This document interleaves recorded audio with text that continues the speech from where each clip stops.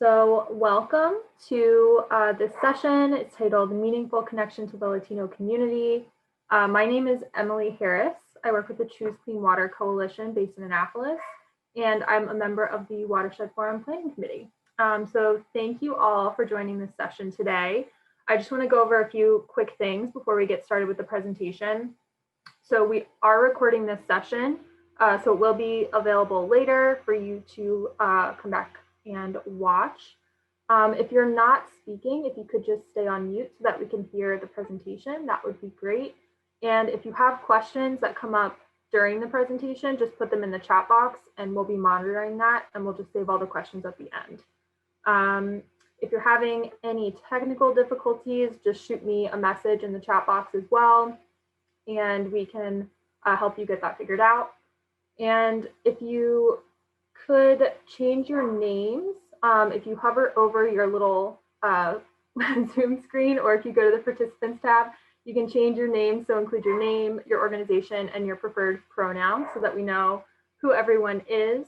And for the schedule, if anyone is looking for the rest of the sessions, you can go to sketch.com. I can drop the link in the chat, and you can add all of your sessions to your calendar for the next 2 days. Yeah, so that's all of our housekeeping things. If you have any questions, again, just drop them in the chat.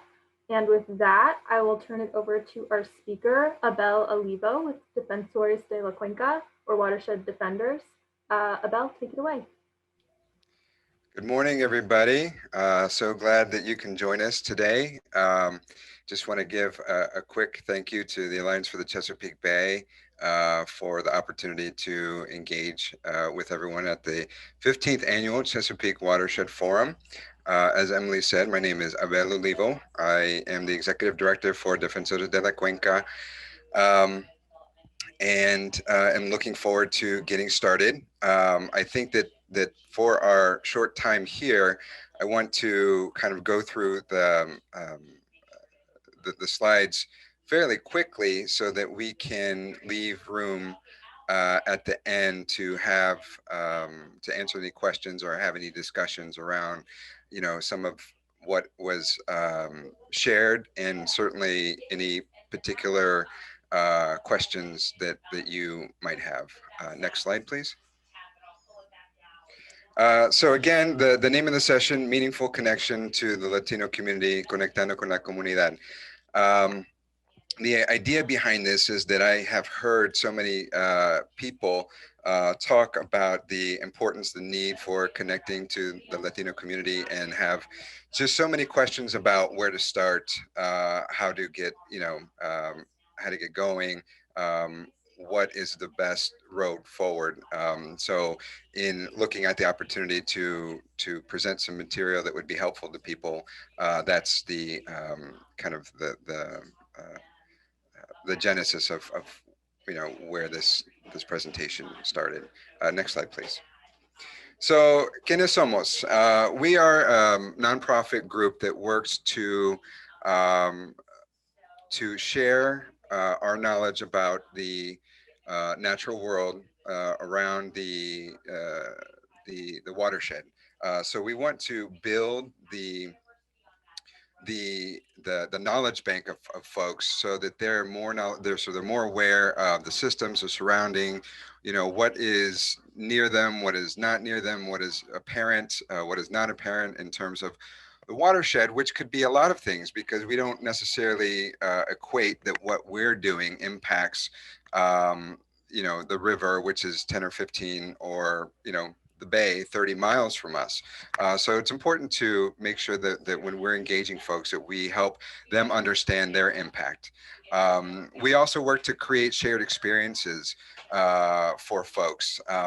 It is not something that I think the Latino community naturally is inclined to do, especially in this area with a lot of our community immigrant population going to a new space, joining in to a tree planting or a cleanup or some other organized event that they might not be feel welcome. They might not see themselves represented in the folks who are organizing the event. They might not be even aware, which is the case most of the time. And then the other component of the organization and what we feel is important is to build a network of leaders. We often find that other organizations, and this is no knock on anyone else, no one else in particular, but the how it's set up is that funders have provided funds and programs to engage a certain community, and you have your event and it's successful or it's not, and you report back to the funders and you move on. What we want to do, what we strive to do, is to continue to build the opportunities for growing knowledge, for participating in shared experiences and leading those experiences, so that the folks that we're engaging, the Latino community, can step up and to continue to lead in their own right. I have my priorities, based on my experiences, but we also know that there are other groups that have their own priority that are very unique and specific to their their neighborhood, their organization, or their community. Next slide. So obviously everyone in here has some type of interest in connecting with the Latino community and know that it's important. Currently, we have 18.5% of the population in the US, according to the latest estimates, July 2019, which is 60.6 million people. That's a lot of people. To be estimated to grow to 111 million people by 2060. We are at a tremendous lag in terms of engagement, and I think that you all obviously know that. We are just beginning to scratch the surface of engaging the Latino community, and I think that we're at a good time in terms of organizations recognizing the importance of that. We have COVID-19, which we know has impacted the Latino community at a disproportionate rate. Why is that? The environmental conditions that our communities exist in have created these co-determinants of health that leave our community more predisposed to illnesses like COVID-19. Our access to green space is limited. Tree canopy coverage is low. Percentage of impervious surfaces is high, which again is a co-determinant of health that leaves us with higher rates of asthma, diabetes, heart disease, again, that have left us susceptible to COVID-19. So our environment is specifically impacting our well-being, our physical well-being, our mental well-being, and our economic well-being, to be particularly specific. And if I can get just a view of the audience right now. And let's see, can I get a show of hands for people from Pennsylvania? And I'll just kind of click through here. Okay, we've got a handful of people, some camera shy, that's okay. And a handful, let's see, people from Maryland. Okay, there's my people all over Maryland. And okay, and New York. Any New Yorkers? Maybe one, two. What about Virginia? Okay, I see Renee there. Anyone else? Okay, Mel, great. Okay, so can anyone give me what they think is a high percentage in their state. Oh, DC. Sorry, Raina. I didn't. Yeah, West Virginia. Let me not leave anybody out. Delaware. Okay. All right. So anyone from let's see, Virginia, can you shout out what you think your highest percentage of either county or city has a Latino population? What would that be? If anyone wants to put it in the chat or have an idea. Richmond?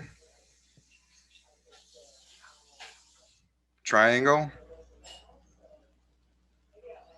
Okay. What about Maryland? What is the a place in Maryland that has a high percentage of Latinos? Tacoma Park. Okay, that's a very high percent. Gaithersburg, yeah, Long Branch, right? Montgomery County in general, Baltimore County. Okay, great. Prince George's. Okay, what about Pennsylvania? This is a good one. I hope to see some good ones from Pennsylvania. Any guesses? Harrisburg, City of Lancaster, Lancaster County, Adams County. Okay, anyone from New York?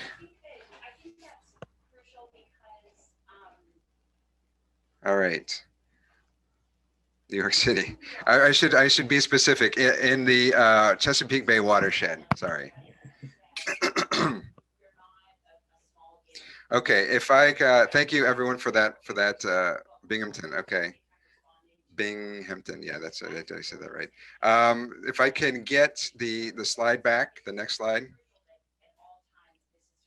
Yep, the next one.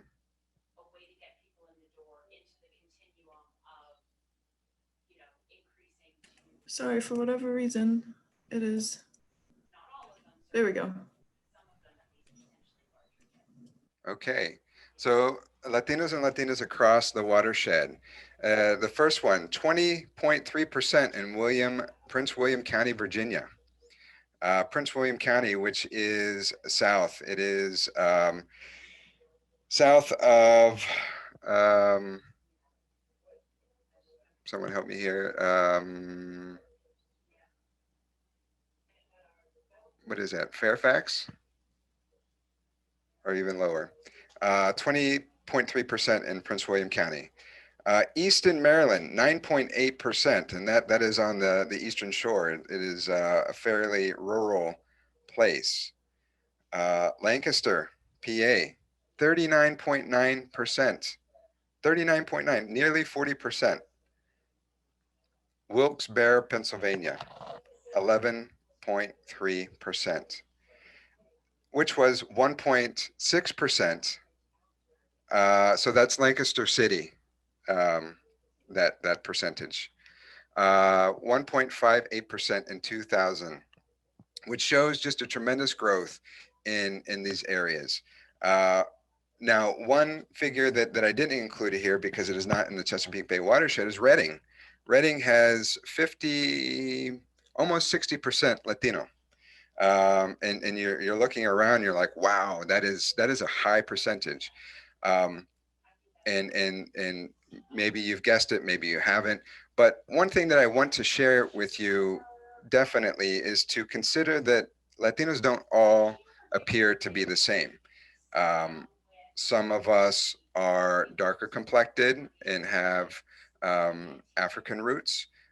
Some of us are lighter complected and have more of European heritage. And not all of us speak Spanish, honestly. You know, there are some Latinos who wouldn't necessarily call themselves Latinos, who speak Mam or Quetzal, or I'm sorry, Quechua, which are indigenous languages. Certainly in appearance wise, you know, we look the same, but not necessarily all speak Spanish. And one other thing about these percentages to consider is these are estimates. These are based on the census. We know that we are significantly underrepresented in census taking. These numbers certainly are lower than they actually are. And also, for myself, there's an option to check your race. You know, there's white, Caucasian, indigenous, Black, African American, Asian, and I'm not sure what Asian Pacific Islander. There's several multiple choices, but not one that I necessarily feel comfortable checking because I don't consider myself white, and I'm not Black, African American, or Asian. So I don't know how to categorize myself, and I don't necessarily check boxes. So those percentages can be misleading and a little hard to interpret. But you always look to the person that you're looking to engage to self-identify and where they come from. Don't automatically assume you can categorize someone into a category because they look uh, uh, European or they look African American. You can't automatically assume that. Um, Next slide, please.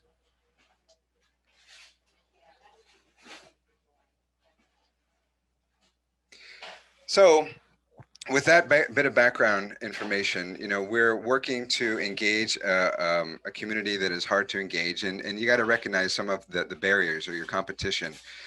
So first and foremost is the language. Obviously, engaging folks in English only or having limited English resources is going to be troubling.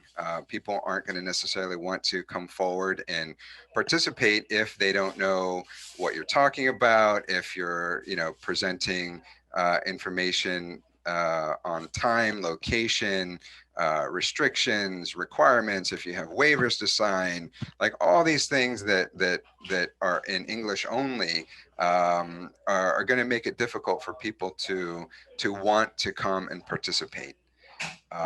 Trust. This is a huge one. The political climate over the last 3 years, and I would say just in general, is really tough, a tough thing to navigate, to manage. Going to new spaces, certainly public lands that have uniformed officers.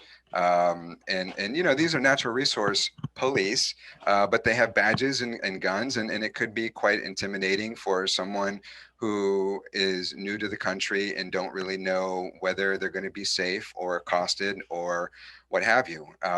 So recognize that when you're asking people to go into new spaces, there's going to be a trust issue to overcome, as well as what are your intentions? How do you engage the folks?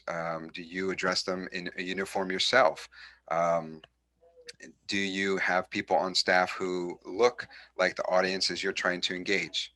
And then lastly, another huge factor is time. The Latino community is a 6-day work week group, and I'm speaking in very general terms. 6 days a week working, plus church, leave little room for anything else. If you are thinking about having your programming Saturday morning to engage the little ones, it's going to be tough. If you're thinking about, mommy and me times on Tuesday morning at 10 a.m., again, it's going to be a tough time, especially if you have no track record of engaging our audience, the Latino community, and the material that you have is not necessarily easily digestible for our audience. Next slide, please. So why we are here, factors of successful engagement. Message. What I would suggest to you is that when you work to put together message in terms of inviting people, that you do that in a way that is inclusive of the entire family. If you're only asking for children, little ones, for camps, for programming, you're going to limit the amount of people who are willing to let their children go with strangers. You're not going to be able to attract many folks. And if you do get people to come and participate, anticipate that the parents are going to want to stick around. They're going to want to be within within sightline of their children. So be sure to be inclusive on how you invite folks to come. And in terms of material and content, use heavy infographics. You know, pictures are the universal language for everybody to better understand. And in my experience, it is when we engage people, we teach the little ones, the middle-aged folks, and the parents. The parents want to be as knowledgeable as the little kids. They enjoy knowing and learning about trees, how they work, how they function, water systems, the watershed, animals, so that they can um, help reinforce what they've just learned at this engagement and go forward. It's also important when we work to engage the families, the parents, that they start to recognize the value and the importance of nature and the environment. I often hear that folks say that we don't have enough Latinos and Latinas interested in environmental science. Um, we don't have enough people in the pipeline. I don't know if I believe that necessarily to an extent, but if we are doing all that we can do to support that, we need to make sure that our kids are joining after school clubs, the environmental clubs, their green teams, their garden clubs. And the more that we let or invite our parents to understand the importance of nature and the environment and how that impacts us, the more they're willing to let their children, their students participate. Otherwise, it's straight home. You know, come home. You got to help with X, Y, and Z. Maybe you got to watch your brothers and sisters. But if there's a point where we can get them to understand the importance of our work, then they're more likely to let their children participate. And then the other thing is you got to think about how nature and the environment relates to the community. Global warming, increased carbon emissions. You know, people understand that, but it's very abstract in terms of how that impacts us on a day-to-day point of view, our daily lives. When we talk about nature and the environment, personally, I always work to include the environmental impact to our health. Again, our communities live in areas, generally speaking, with higher rates of asthma, heart disease, diabetes. And why is that? The air quality is generally poor. The water quality is generally less. There are fewer access to green space. And when we start to make those connections of the importance of trees and how it impacts our well-being, people start to put additional value on on those things. Um, and then when you're competing for time, you've kind of started to level the playing field. Well, if it's between one activity and another activity, if I'm learning about the environment because it's important to me, not only as a recreational point of view, but also from a health perspective, that means something to me, and that just increases the value of our work to another level. Um, Another aspect to consider is faith. The Pope's encyclical on the environment calls for the faithful to care for our common home. A lot of Latinos are Catholic, and a lot of folks really are looking for ways to live their faith in a daily life. in a day-to-day manner. Many of our community come from Central America in this area, where not all, but many have a closer connection to the agrarian life, where daily trip to a fruit tree or a nut tree or what have you was part of their daily sustenance, fishing. Um, so it's not necessarily a stretch uh, to help people reconnect or to continue that relationship with nature and the environment. And so long as we help bridge the gap of what we're working with to health and to faith. So the more reasons you give people to interact, to stay engaged, the better. Um, Strategy. How are you going to get there? And I think that strategy and partnership kind of go hand in hand. Strategy in terms of what's your plan? How are you going to engage the Latino community that is doing more program on the weekends? And I know that is can be a stretch for some organizations who do a 9 to 5, which is great and wonderful, but I want to challenge you all to think about your organization and know that your organization wasn't necessarily designed for us. Your organization wasn't necessarily designed for anybody but a white middle class family of 4. So you have to start to think about how to engage other communities, Black, African American, Latino, certainly, other communities, LGBTQ.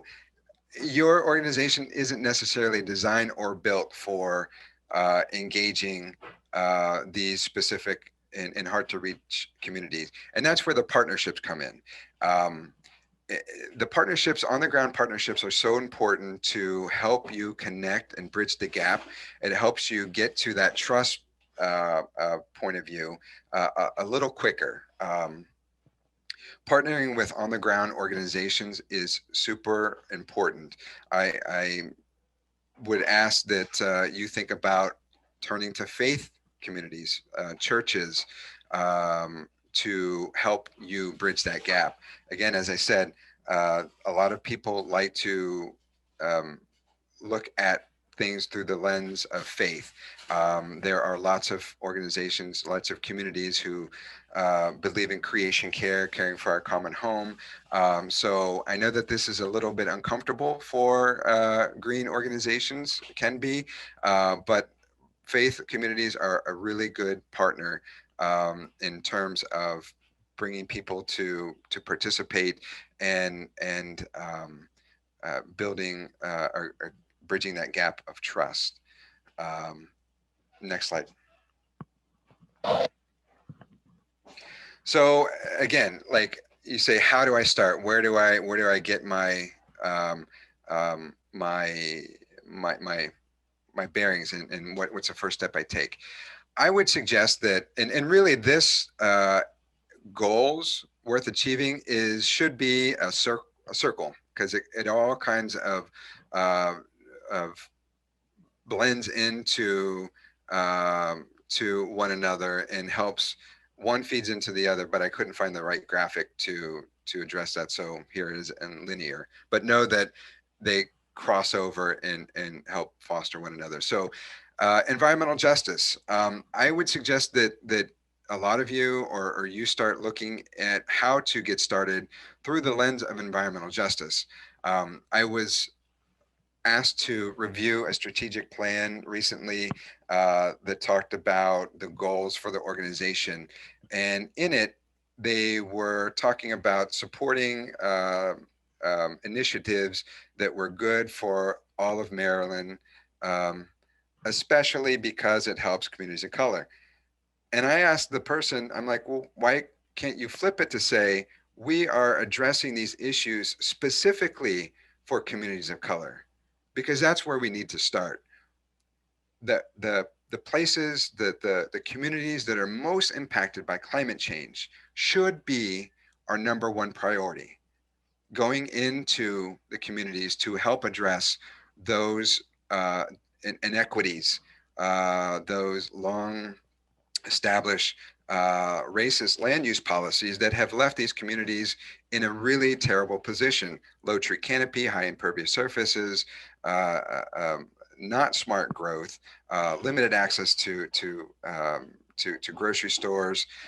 You have heat island effect. The list goes on and on. So when you start to look at where to get started, put on a lens of environmental justice to start seeking out partners. That should lead to organizations that are doing environmental justice work that really lend themselves to being good partners. Again, churches, other nonprofit organizations, and I know a couple out there that are doing really good work. Audubon Naturalist Society, Denise Guitarra, who is a really great partner, Serenela Linares, Jorge Bogantes from Anacostia Watershed Society. All organizations that are doing work, that are working to engage Latinos throughout the watershed. They will provide you some perspective, which will help you get to cultural competency. When you're talking about what is appropriate in terms of language, in terms of timing, in terms of, maybe if you're providing food or snacks, what would be something that is appropriate. So when you have that additional perspective of those partners, those on-the-ground partners, they will help you get to a place where you can be more inviting, which leads to the last point, diversifying internally, being more inviting to welcome a diverse staff. Because as it is right now, you are not set up for being as diverse as you should be, for being representative of the community that you serve.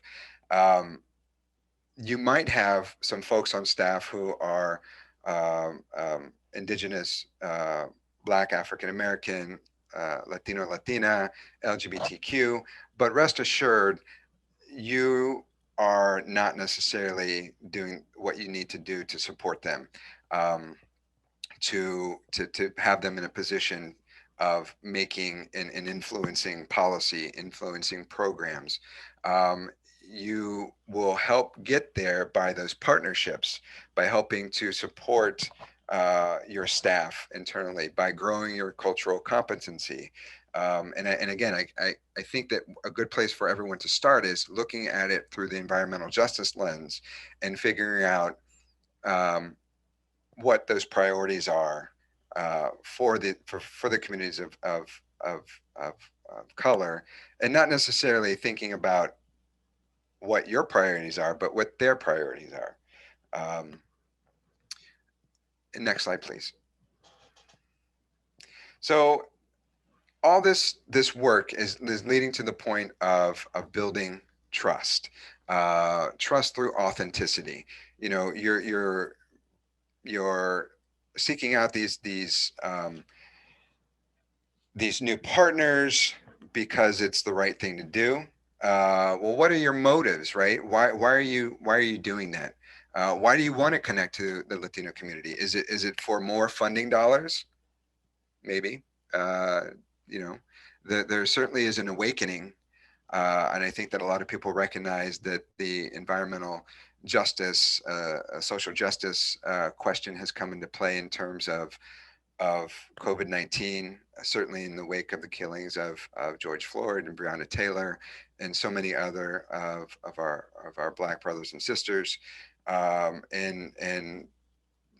to a certain extent, our Latino family has been, or to a great extent, our Latino brothers and sisters have been targeted as well. And we recognize that not everything has been laid out in an equitable manner. So when we work to right the wrongs of the past, we need to be sure that those are rooted, our motives are rooted in justice, equity, and inclusion.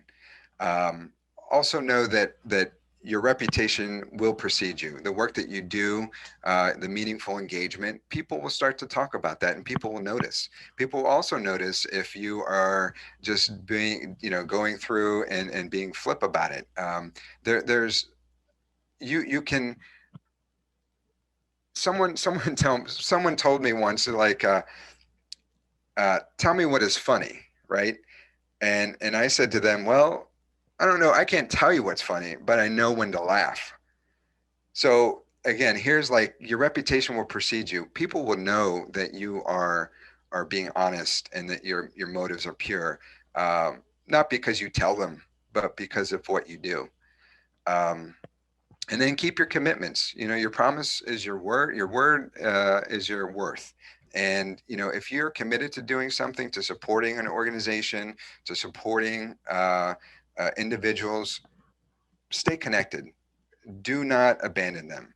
And let me tell you this: just because you've partnered with one Latino organization doesn't mean that you can't partner with 2 or 3 or 10. And the same goes for Black African American led organizations or other organizations. You can partner and support multiple organizations.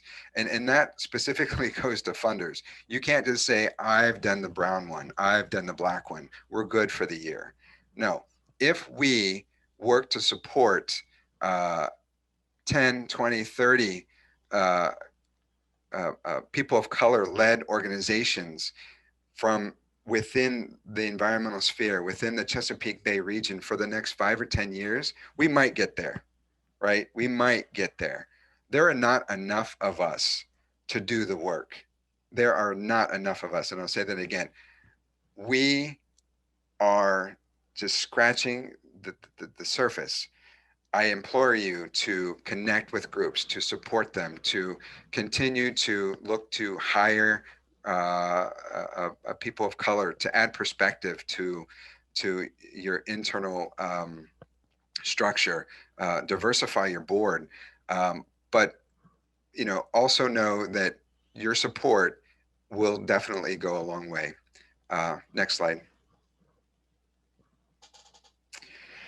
So again, this is not easy work, because if we're being honest, hiring more Latinos in your organization means less white folks in the organization as a percentage, and that is not an easy thing to do.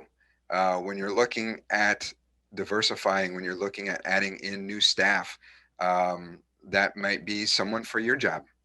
That might be someone that you wanted to hire your friend, but you couldn't.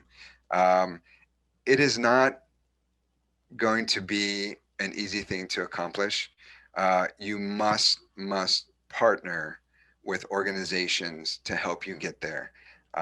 It is not something that you can do internally. Even if you do work to hire internally and diversify, you need to partner. You need to bring in additional perspectives, because those people, those new organizations will help give you more perspective on your policies, on your programs. When you have a lone person of color within your organization who are saying, oh, we need to change something, and you're not being supportive of them, that is going to quickly drown out, and they're not going to want to make suggestions or make changes readily as they had been so enthusiastically before.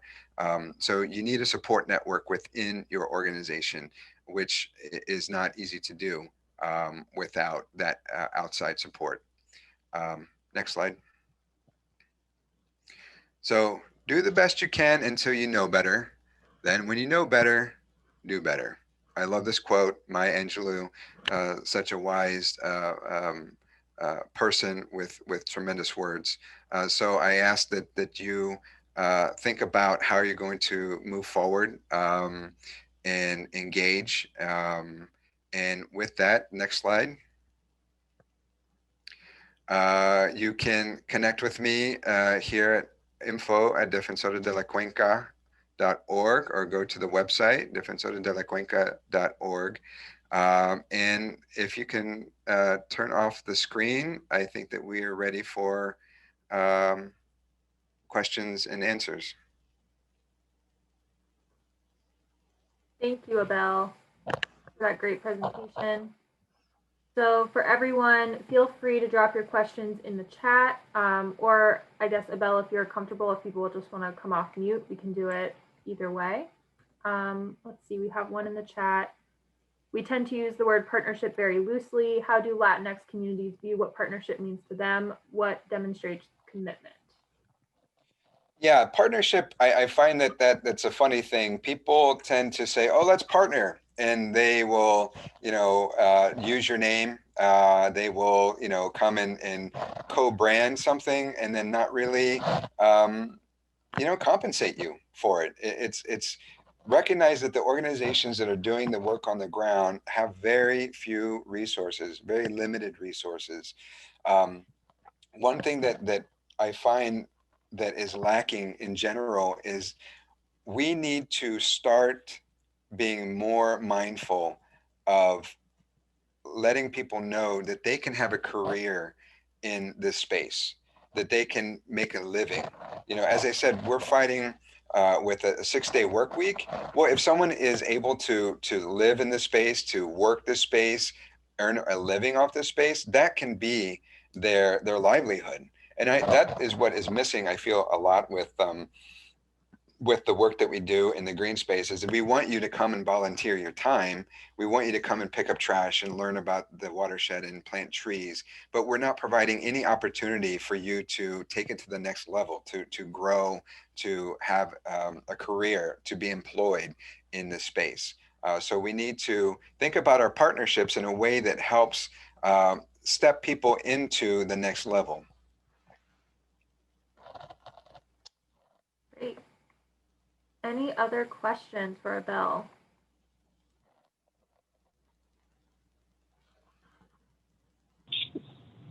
I have a question.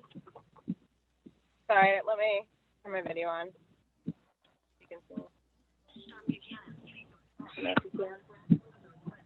Hi, this is Raina. I just wanted, Abel, if you could speak more on what it means to have intentionally built content that you're trying to offer, and that it means a lot more than just translating whatever you've already got and sending that out to a new audience, and that it really needs to be intentionally built. If you could speak more on that, please. Yeah, thank you, Raina. That is exactly right. Intentionally built content is coming from the perspective or the point of view of, in this case, the Latino. So how you talk about a subject, how you relate it, how you reference it in culture is really important to being able to make those strong connections and really think about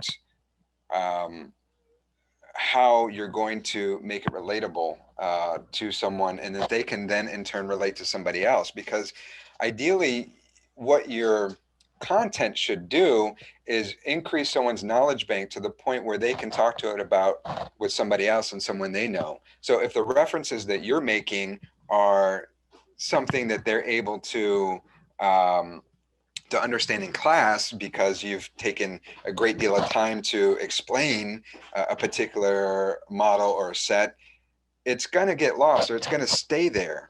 So the idea is you want to create the content that is, they can talk to their family, their friends, and they use references that they know culturally, linguistically, so that information is going to it's going to live on beyond that person. So it's very important that the content you create is a flowing content. It doesn't just stop there. It continues on.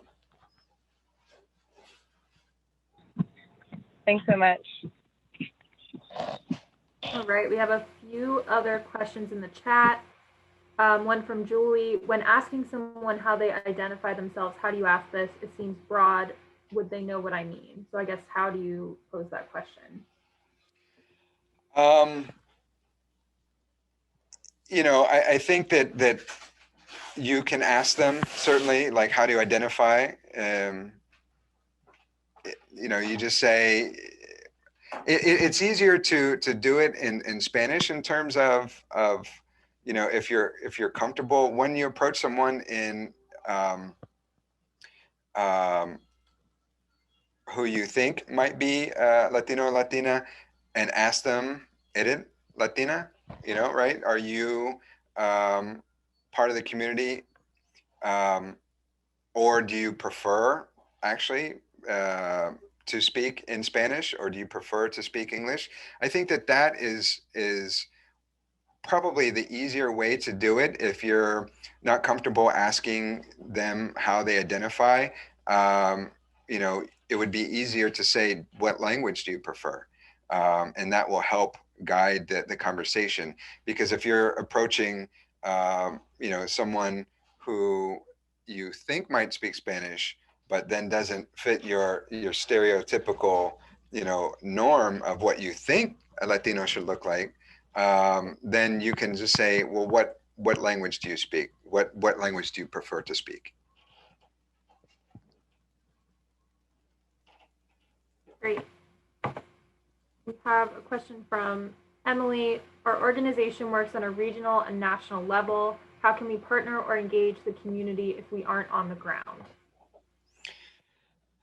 That is the big problem. I think that a lot of organizations suffer. There are dollars that are raining down to develop programs from people who don't necessarily have that perspective. So then it just kind of gets stuck. How do you engage locally? Seek out organizations that help do that. Defensores de la Cuenca. One of my former organizations that I work for, Corazon Latino. There's other organizations that do the work that I do. There's another organization called Eco Latinos who are on the ground, who engage. Seek out community leaders. And if you're not sure about community leaders, read articles about diversity and the work that people are doing. There are folks at the national organization, Ruby Rivera, who is at TNC, is a good partner. There's Lou Fernandez at Forest Service, Michelle Tamez también at Forest Service, who are national level organizations who have contacts with regional organizations who then have contacts with more local organizations. So I'd say do a little bit of homework. Read articles, reach out to people. People are willing and wanting to connect with the resources. And again, please approach it from the point of view of bringing resources to the community and not just sapping up, not just taking from them. Give down, give back, share the wealth. Create programs that benefit the community from the point of view of the community. Obviously, we all have our funder, our goal to meet a benchmark, but make sure that you're doing it in a way that is transparent and inclusive, and you go in right away and say, hey, my goal is to plant all these trees. How can we work with your neighborhood, with your group, with your community in a way that is meaningful, that brings resources to the community and helps people transition to the next level in their involvement. And I think that answer kind of goes to Bart's question, but if you have any additional examples of groups that are demonstrating authentic partnerships with the Latinx community, I don't know if that's also something you could share after the fact that we could share out with participants. But if you have any additional examples with maybe environmental groups that are successfully doing that. Yeah, I will look to put together a list of smaller groups and entities that are working on the ground. One thing that I wanted to share is I was having a conversation with some folks from the Virginia Department of Natural Resources, and I'm working to implement a fishing program. A lot of Latinos like to fish, subsistence fish, who eat the what they catch, and it's not necessarily safe. And we're using that as an entry point to water quality issues.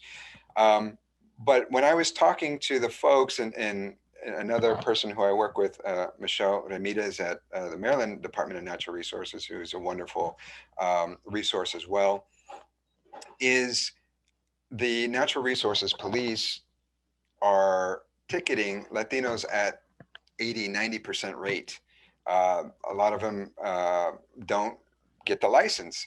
And when I was talking to the Virginia folks, I said to them, on your website, or how do you get a license, you have to provide a social security number, or at least part of your social security number. That is a major barrier, a blockade to people. I don't want to give it my social security number to anybody. And I'm a fourth generation Tejano. I don't want to do that, let alone recent arrivals. So when you make your programs, your structure, when you have these existing barriers or blocks to invite people in, you're asking them to exist in your rules, but you're not making it easier. It hurts everybody. Those dollars that you get from license fee help fund programs at the state. Those dollars help to educate folks. You're helping to keep people safe. You're helping to keep people, at some base level, water safety, certainly food safety, health. When you create these barriers and don't think about how you're inviting people to participate with you, you're really creating a blockade. And I forget what the original point of the question was, but that was something that I wanted to stress is you might not think that you are being exclusive, but you are. Yeah, I think that's a great point to emphasize. Thank you. And then it looks like we have one more question in the chat from Justin. So for a community that's mostly working class and already working outdoors, what is the way to get them to want to spend their remaining time and energy to do more work outdoors? I would say that it would be going back to the point of being inclusive,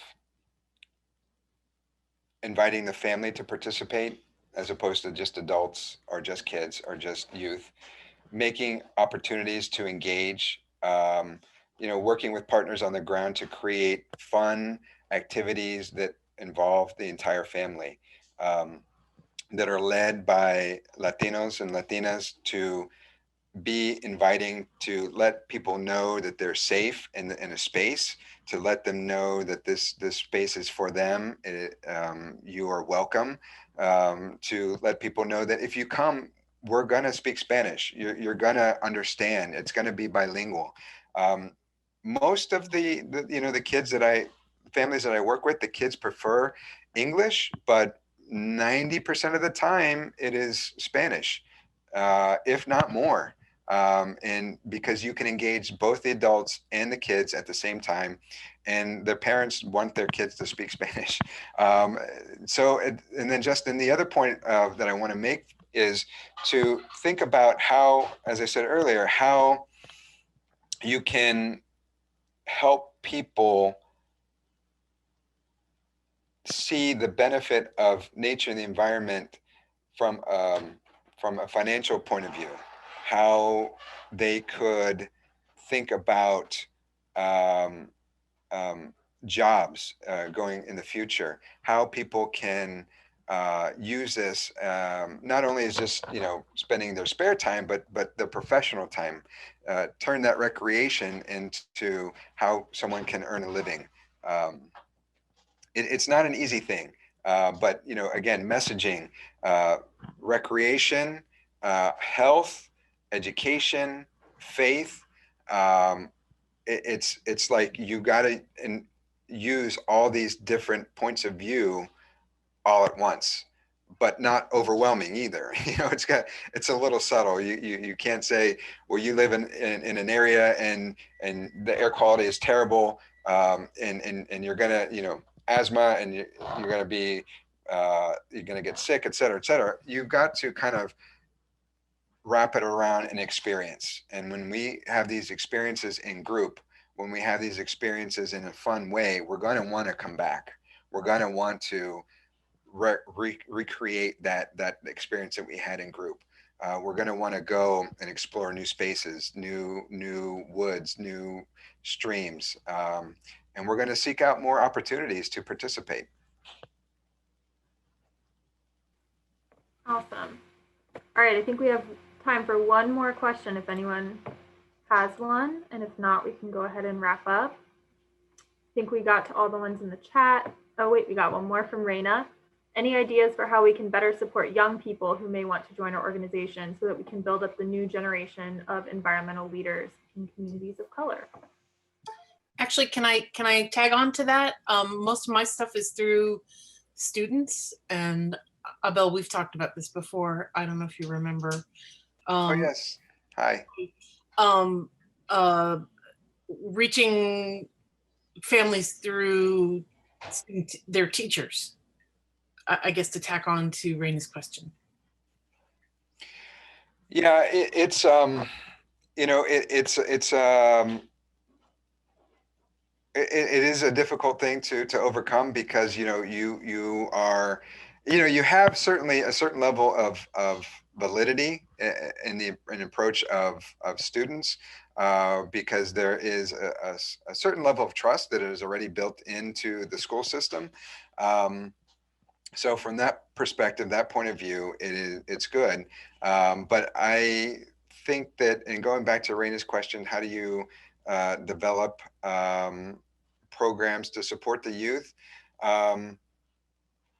Youth have their own motives, their own you know, reasons why. Some of it is community service hours, and within the faith community, I know for a lot of groups, they have to compete or complete their own service hours for confirmation. So working with the local churches, the Catholic churches, other youth groups within churches, I think is a really good idea and a good approach, because you have this obligation that already exists within the community, and then making sure that you have positive experiences, you know, in group. Allow the youth to explore the outdoors the way they want to. You know, our communities enjoy nature in very different ways. It's not a nuclear experience. It's not, you know, go hiking 5 miles up a mountainside. It is going out picnicking with family in large groups, in toda la familia, everybody there, right? It is hammocks on the trees. It is food. It is music, and not poo-pooing that, not saying that that's wrong. You know, I had an experience with somebody recently, not recently, in the past, that were kind of, you know, lamenting that they, you know, they're so dirty, they don't clean up after themselves, blah blah blah. And I'm like, look, you're talking about a group of folks who for a lot, the pack in pack out concept, the leave no trace, is a fairly foreign thing. It's, you know, if you devoted 10 years and millions of dollars in a campaign in Spanish, I guarantee you would have equal outcomes. But you haven't done that. You haven't made that investment, and you're making the leap to one instant